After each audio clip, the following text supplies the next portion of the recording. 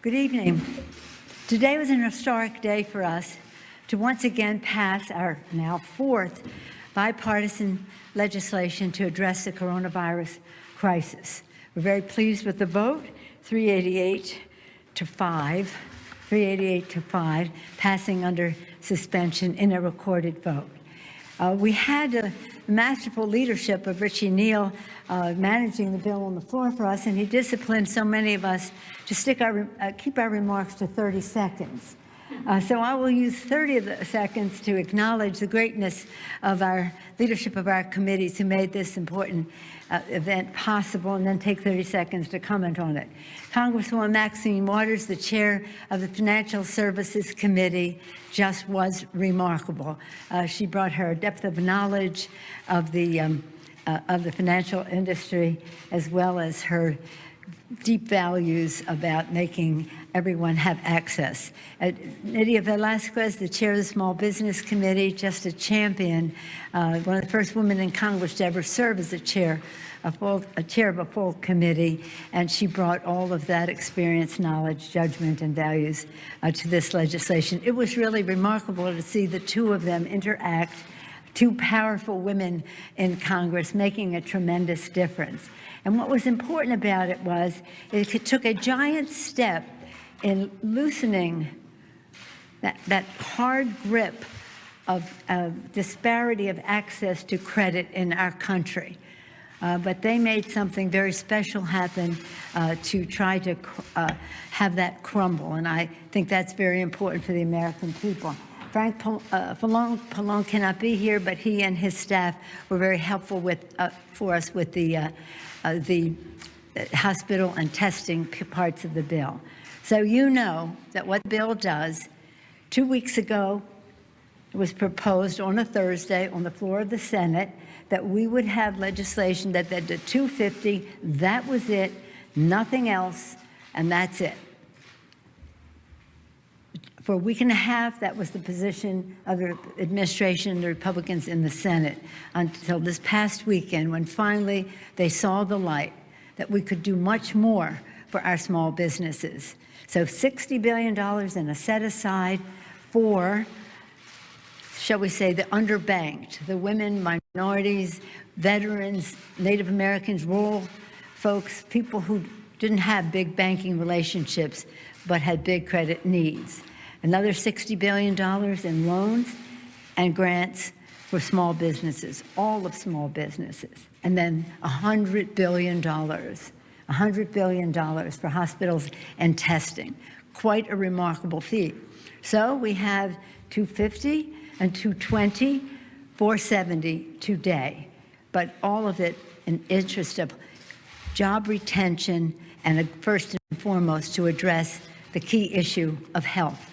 Testing, contact tracing, the initiatives that are necessary to be the key to open up our economy. So with that was a long 30 seconds, I know, but I do want to yield to our distinguished chair and see leader in the House to see if he can do better than I in sticking to the 30 seconds. Thank you, Richie Neal, for your help in all four of these bills. Your committee is, I know, ready for the next bill, our HEROES bill, where we will address the needs of our heroes, our healthcare workers, our police and fire teachers, our transportation workers, and the rest who are on the payroll of our state and local governments, and that will be the centerpiece of our next legislation. With that, I'm pleased to yield to the distinguished Democratic leader of the House, Mr. Hoyer. Thank you very much, Madam Speaker. The bill that passed today could have passed 2 weeks ago, because it added, I think, things that the president obviously is going to support. He's going to sign this bill. It added $120 billion for what everybody says they want to support, the health and success of small business and their ability to keep people on the job and their ability to come back and create jobs when we open up the society, consistent with our health experts and our scientific experts. And in addition to that, we did what everybody knows is necessary. Our hospitals have been inundated with patients they did not expect, and the tax on their resources has been great. And we want to keep them working. We want to keep them resourced. And then we know, lastly, that every expert says the key to doing what almost everybody in America wants to do, some demonstrating about it, opening up our government, the key is testing. And the key is testing sufficient numbers of people so you know that you have a handle on the virus. You know you are quarantining, isolating those who need to be isolated. And you know who to treat. And then you know what tracing you need to do, because you know and ask, who have you been in touch with? And the experts all tell us that's the key. So this bill answers, I think, a universal information that we have as to how to proceed. It's a shame that it took a couple of weeks to get there, but Madam Speaker, you were tenacious and focused, and I think did the right thing, because we got substantially improved. And very frankly, as an appropriator, when you're bargaining between 250 and 500, and you end up with 484, that's a pretty good deal. Thank you, Mr. Hoyer. Madam Chair, Maxine Waters is just a heroine in all of this. Thank you. Thank you very much, Speaker Pelosi. Ladies and gentlemen, I am the chair of the Financial Services Committee, the first African American, the first woman in the history of this country. And Nancy Pelosi is the speaker, serving a second time, historical achievements. Nita Velasquez, the chair of the subcommittee, of the committee rather, of SBA. And so what we are witnessing at this moment in our history is how diversity makes a difference. How diversity makes a difference in the way that we understand how to have target and include women, minorities, African Americans, Latinos, etc. And oftentimes we're doing the work and it's not noticed because the issues of financial services are not that sexy. But I want to tell you, this particular piece of legislation, this supplemental, this emergency bill really points out how diversity makes a difference. Nancy Pelosi is an extraordinary negotiator. She has gotten more out of the Senate and out of the Treasury than any person could ever do because she put her mind to it. She put the time in and negotiated in the wee hours of the morning. Nita Velasquez knows SBA better than anybody in this Congress, and she was able to close some gaps and increase spending in ways that will benefit not only all people, but minorities. And so when you take a look at the supplemental appropriation that we have done, added to the CARES bill, you will see that we have opened up opportunities for people who have traditionally been excluded, for people who have not had relationships with the government, some who have not had banking relationships, but there's small businesses out there, small businesses who are doing wonderful things in our community, and they are helping to create jobs. And I think we've responded to them in ways that they will appreciate. I know that we needed more money, and we put more money into it. I know that there are people with the numbers waiting, standing in line, who will now be serviced. I'm just pleased and proud to be a member of Congress at this time and the chair of the Financial Services Committee. Thank you, Nancy Pelosi. Thank you, Maxine. Mr. Neal, Chairman of the Ways and Means Committee. And the legislative process actually worked in this instance, recalling that the two chambers sometimes offer competing or contrasting pieces of legislation, and then they have to be melded together, and the Speaker is a master at it. But recall that this is a much improved piece of legislation than the one that came from the Senate originally. So the two institutions, the two chambers of the institution, I thought that they functioned quite well. And the other thing is, despite all of the rhetoric you heard on the floor today, I mean, 395 people voted for this. So you've had now 4 successive bipartisan achievements with the understanding that we have to get ready for the next round. And the next round is obviously going to be state and local government assistance and a number of other features. So we're not done with the work yet, but I'm very hopeful, and I thought that Maxine and Nydia did a really terrific job of putting this legislation together. And you know, when you carve this together on the phone, it's tough. It's hard to do it face to face. It's really hard to do it on the phone because you can't get the eye contact or the emotions of what people are thinking, or even sometimes the rolled eyes that you might have. So the legislation, after the Speaker offers her signature, I believe the President's going to sign it tonight. So this is a pretty good piece of work. Thank you, Madam Speaker. Thank you, Mr. Neal, and thank you for the work you're already doing on the next bill. Now, the distinguished chair of the Small Business Committee, Mrs. Alaska. Thank you. I am really proud of the work that we accomplish here today. I always say that small business is big business in America, and that there is no Republican or Democratic approach when it comes to deal with issues impacting small businesses. And we try to do that. And it's a shame that 2 weeks later, we were in this predicament of making changes that were necessary.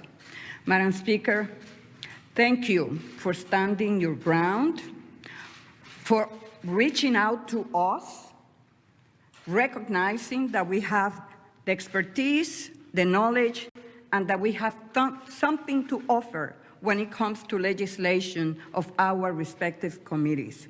So what we did in this bill was to make it better and more efficient. And still, we have a lot of work to do. But the bill that was passed in the Senate only provided $250 billion for PPP. We added money for disaster loan, $50 billion that will leverage $377 billion in disaster loan. That wasn't in the Senate bill, and it was very important. Let me explain to you why.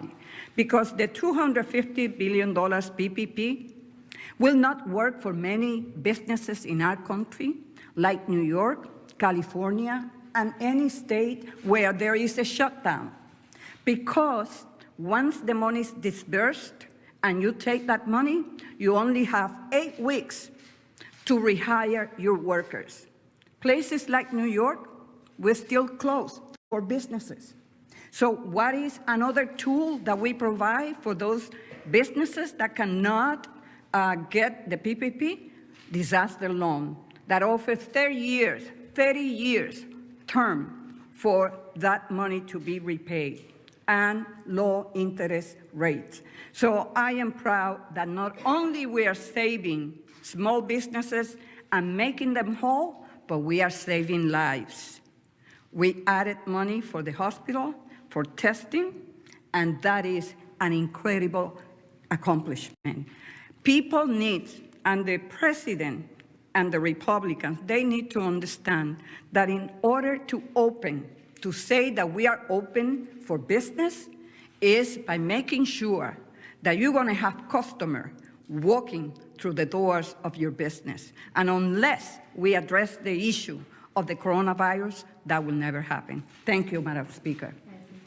Thank you very much. Well, as I'm about to sign this historic legislation, I want to acknowledge the cooperation we had from the distinguished Republican leader, Mr. McCarthy. I wish that he could have been here now, but I do want to thank him and the members of the Republican, all of the members of Congress.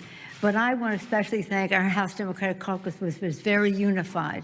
As you saw, the diversity of our leadership on the committees made a difference in the policy. And as I always say to the caucus, our diversity is our strength, our unity is our power. And that's how we were able to get this crossing of the threshold of more credit at underbanked businesses in our country, and also a testing piece that was very strong in terms of asking asking for a strategic national plan to address testing and to do so keeping data as to how different communities are affected. So again, diversity playing in here in terms of policy that now we will act upon. And we'll act upon it after the bill is signed by the president in order to send it to him. It is my honor to sign it. But I do so very sadly and prayerfully. Maxine learned today that her sister has been diagnosed with the virus. Our distinguished colleague, Madam Chair Vasquez, herself was diagnosed with this. It could happen to anybody at any time on the floor. We heard about a 5-year-old girl who died from the virus. So the numbers are staggering, nearly 50,000 dead, 900,000 diagnosed, but every single incidence of it strikes home to some family and to each of us as well for them. So prayerfully and sadly, we always thank our first responders, our healthcare workers, all of the our teachers, our transit workers, our food workers as well, everyone who has kept us together in these few weeks. But our hearts and prayers go to those who have lost their loved ones at this very, very sad time. And so in sadness, as well as with some satisfaction of what we have accomplished, I'm very now honored to sign this legislation. This is called the enrollment ceremony, which has to be signed in the House by the Speaker of the House before we send it to the President of the United States. So what you want to do?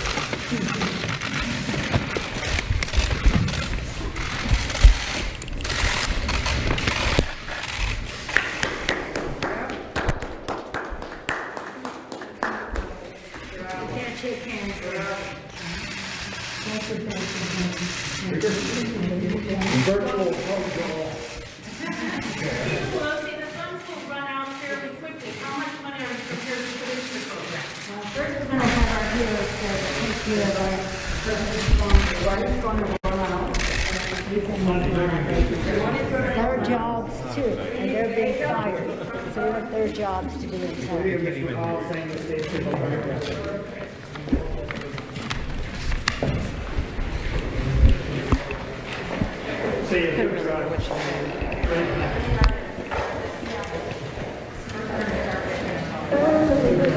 Team, subscribe for more of these type of videos.